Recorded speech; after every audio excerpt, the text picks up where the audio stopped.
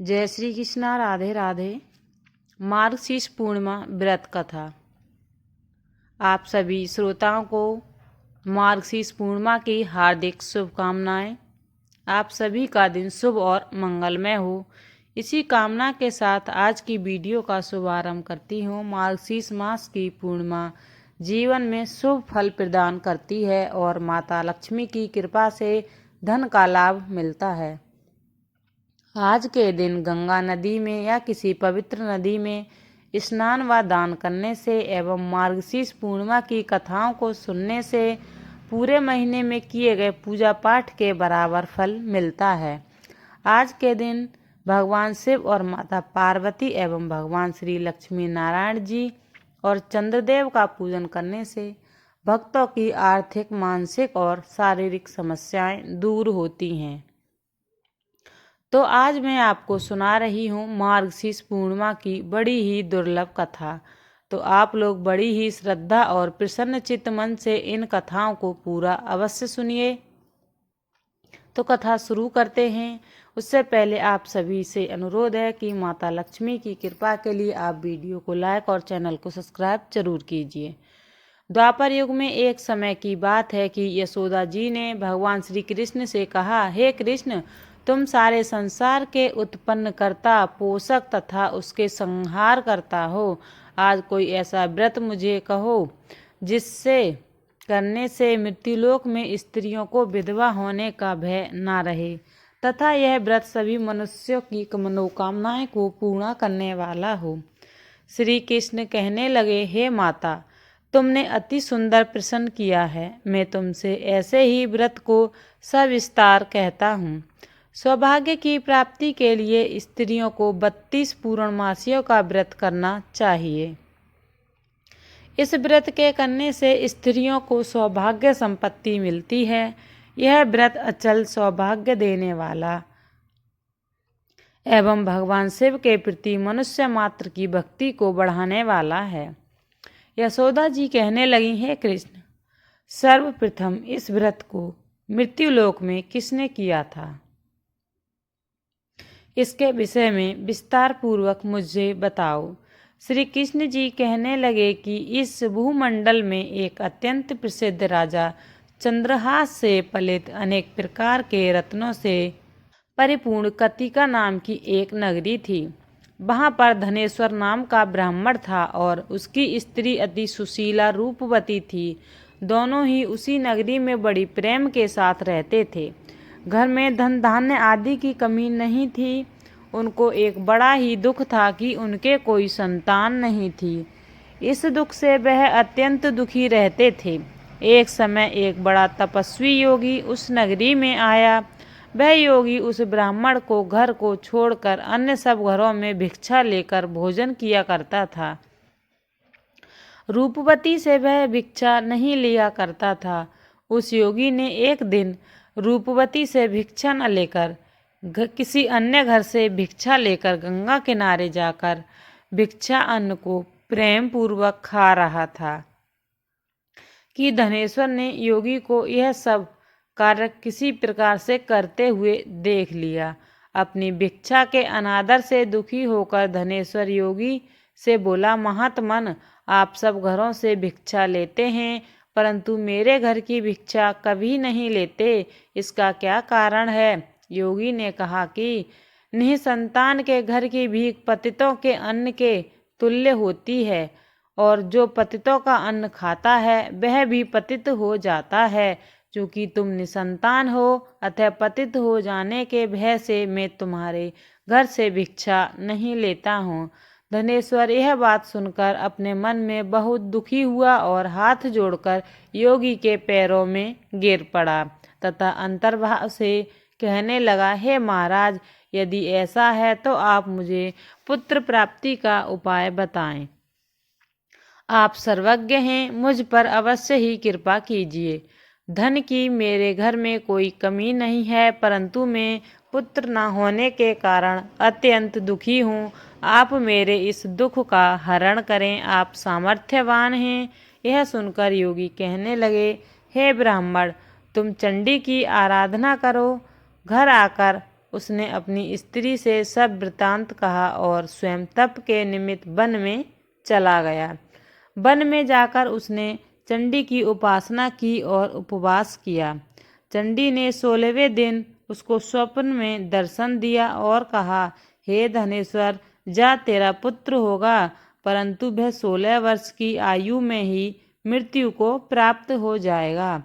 यदि तुम दोनों स्त्री पुरुष 32 पूर्णमासियों का व्रत विधि पूर्वक करोगे तो वह दीर्घायु होगा। जितनी तुम्हारी सामर्थ्य हो, आटे के दिए बनाकर शिव जी का पूजन करना, परंतु पूर्णमासी को 32 हो जाने चाहिए। प्रातःकाल होने पर इस स्थान के समीप ही तुम्हें एक आम का वृक्ष दिखाई देगा। उस पर तुम चढ़कर एक फल तोड़कर शीघ्र अपने घर चले जाना। अपनी स्त्री से सब वृतांत कहना। ऋतु स्नान के पश्चात वह स्वच्छ होकर भगवान शंकर जी का ध्यान करके उस फल को खा लेगी। तब भगवान शंकर की कृपा से उसको गर्भ हो जाएगा।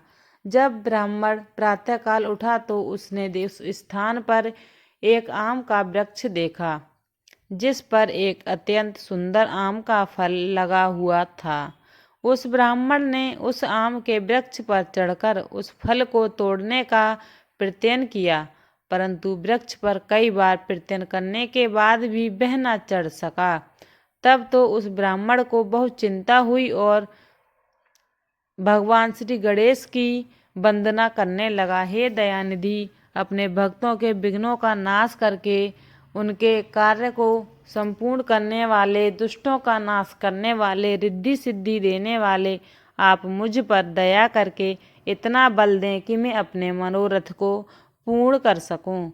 इस प्रकार गणेश जी की प्रार्थना करने पर उनकी कृपा से धनेश्वर वृक्ष पर चढ़ गया और उसने एक अति सुंदर आम का फल देखा। उसने विचार किया कि जो वरदान से फल मिला था वह यह है और कोई फल दिखाई नहीं देता। उस धनेश्वर ब्राह्मण ने जल्दी से उस फल को तोड़कर अपनी स्त्री को लाकर दिया और उसकी स्त्री ने अपने पति के कहे अनुसार उस फल को खा लिया और वह गर्भवती हो गई। देवी जी की असीम कृपा से उसे एक अत्यंत सुंदर पुत्र हुआ, जिसका नाम उन्होंने देवीदास रखा। माता पिता के हर्ष और शोक के साथ वह बालक शुक्ल पक्ष के चंद्रमा की भांति अपने पिता के घर में बढ़ने लगा। भवानी की कृपा से वह बालक बहुत ही सुंदर, सुशील और विद्या पढ़ने में बहुत निपुण हो गया। दुर्गा जी की आज्ञा के अनुसार उसकी माता ने 32 पूर्णमासी का व्रत रखना प्रारंभ कर दिया था, जिससे उसका पुत्र बड़ी आयु वाला हो जाए।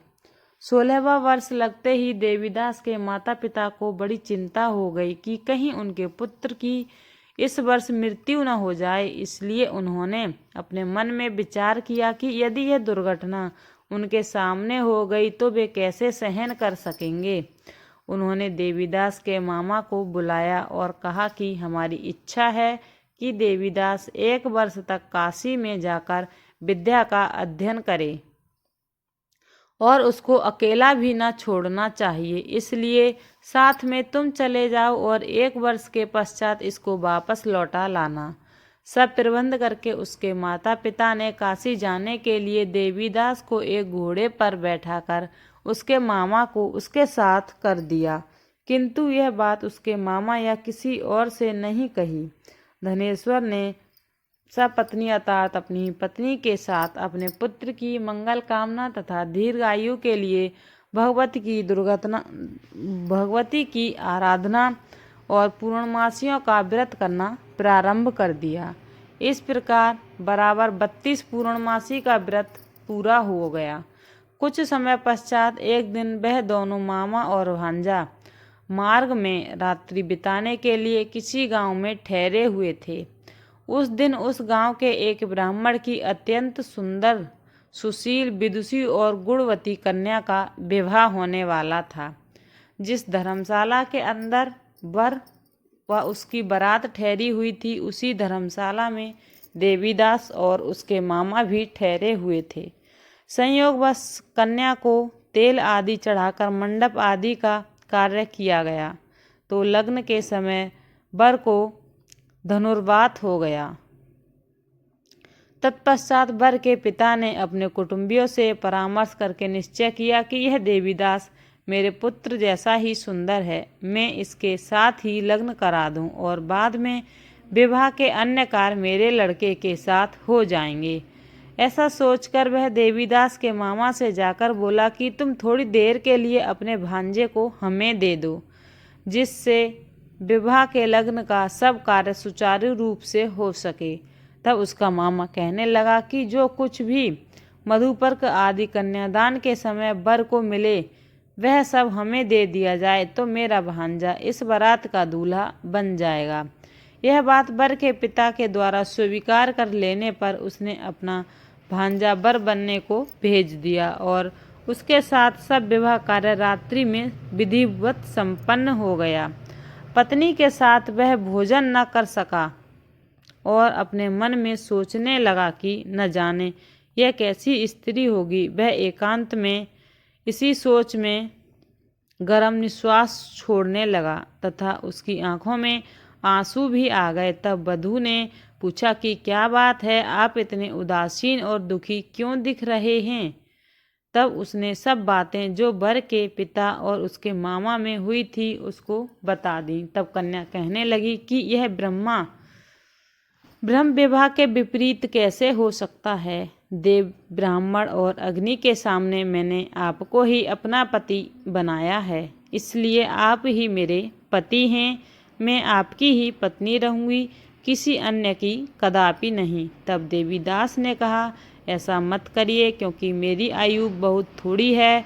मेरे पश्चात आपकी क्या गति होगी, इन बातों को अच्छी तरह विचार कर लो। परंतु वह दृढ़ निश्चय वाली थी, बोली कि जो आपकी गति होगी वही मेरी गति होगी। हे स्वामी, आप उठिए और भोजन करिए, आप निश्चय ही भूखे होंगे। इसके बाद देवीदास और उसकी पत्नी दोनों ने भोजन किया तथा शेष रात्रि वे सोते रहे।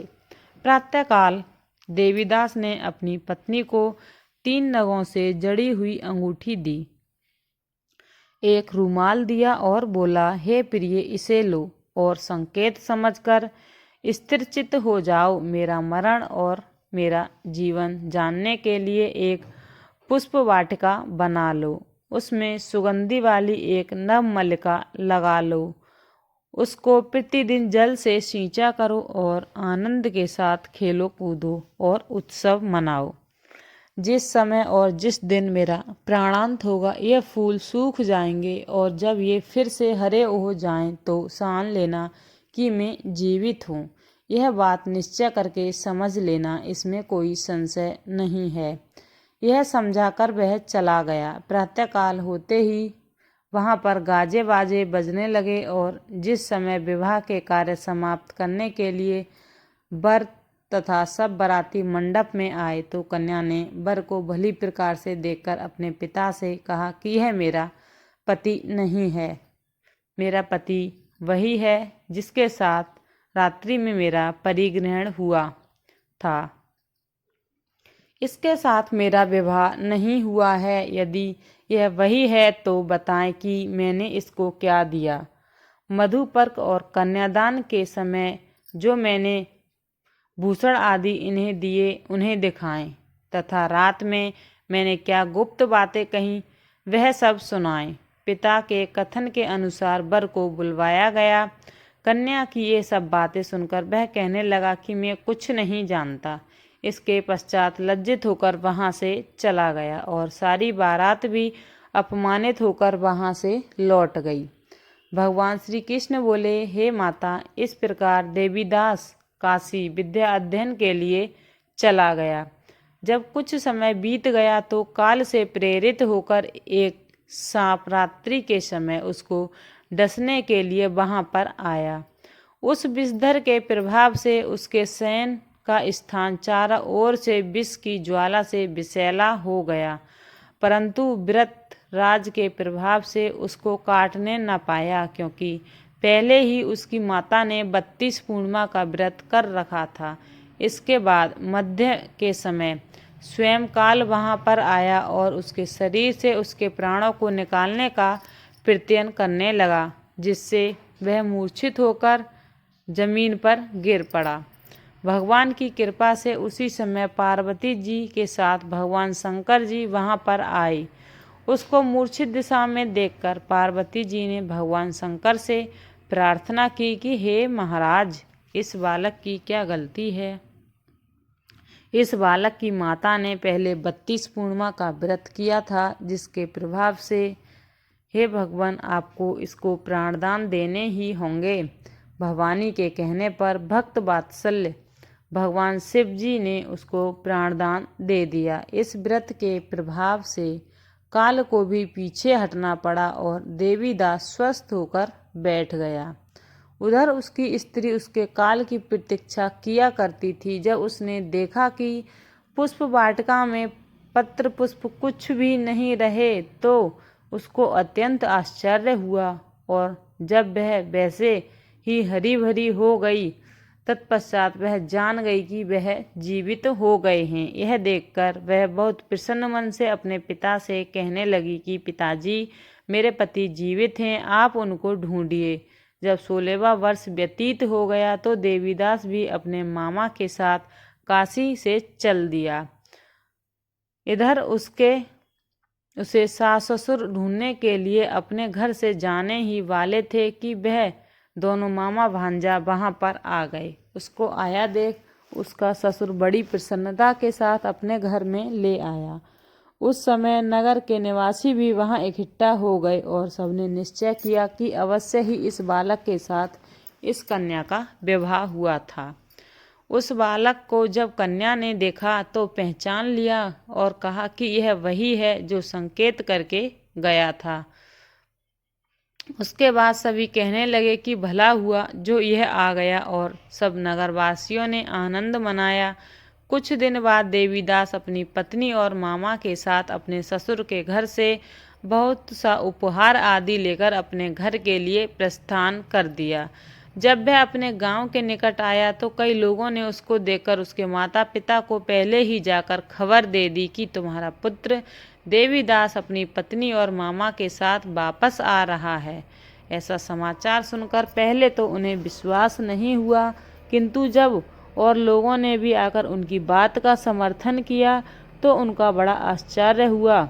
लेकिन थोड़ी देर में देवीदास ने आकर अपने माता पिता के चरणों में अपना सिर रखकर प्रणाम किया और उसकी पत्नी ने अपने सास ससुर के चरणों को स्पर्श किया तो माता पिता ने अपने पुत्र और पुत्रवधू को अपने हृदय से लगा लिया और दोनों की आंखों से आंसू बह चले। अपने पुत्र और पुत्रवधू के आने की खुशी में धनेश्वर ने बड़ा भारी उत्सव किया और ब्राह्मणों को भी बहुत सारी दान दक्षिणा देकर प्रसन्न किया। श्री कृष्ण जी कहने लगे कि इस प्रकार धनेश्वर 32 पूर्णिमाओं के व्रत के प्रभाव से पुत्रवान हो गया। जो भी स्त्रियां इस व्रत को करती हैं वे जन्म जन्मांतर में वैद्य का दुख नहीं भोगती और सदैव सौभाग्यशाली रहती हैं। यह मेरा वचन है, इसमें कोई संदेह नहीं मानना चाहिए। यह व्रत पुत्र पौत्रों को देने वाला तथा संपूर्ण मनोकामनाओं को पूर्ण करने वाला है। 32 पूर्णिमाओं का व्रत करने से व्रती की सभी इच्छाएं भगवान शिव की कृपा से पूरी हो जाती हैं। बोलिए भगवान भोलेनाथ की जय, शंकर भगवान की जय। जय श्री कृष्णा।